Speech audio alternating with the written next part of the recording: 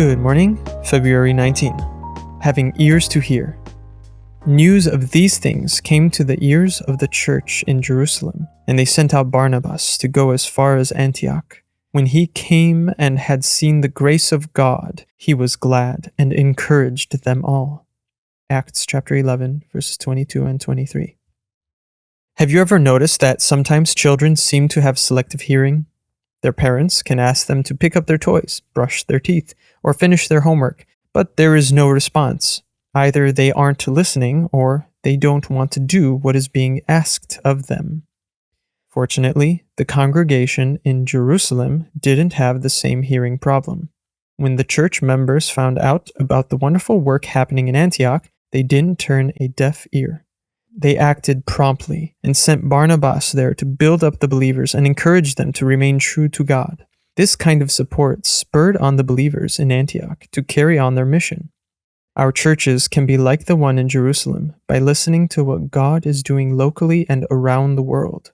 We can then discern how we can be involved in finances, prayer, or support with those He's sending out.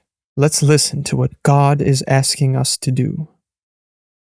Unity is necessary among the children of God if we are going to know the flow of power, to see God do His wonders.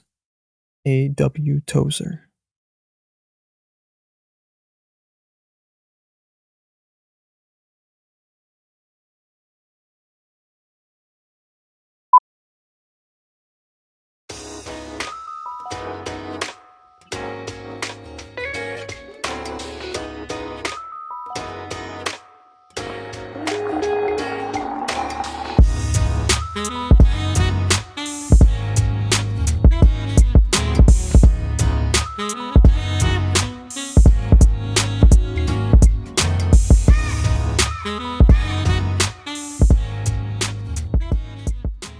Good evening.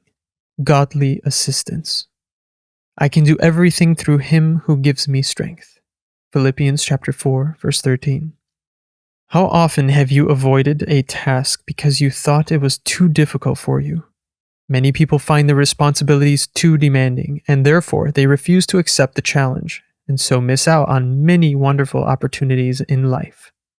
As long as you trust in your own abilities, there will always be challenges that you fail, leaving you feeling inadequate and unworthy.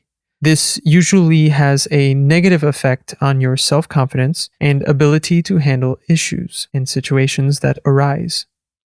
Remember that when God calls you to do something, He knows that you are the one to complete the task He assigned. God does not necessarily call those who are able. He enables those whom He calls. In Christ your Lord, God will enable you to do what He has called you to do. Whatever you are called to do, pray about it and dedicate your task to Christ. Seek the Holy Spirit's help and obediently and willingly follow wherever He leads you. You will not fail because God Himself will be with you.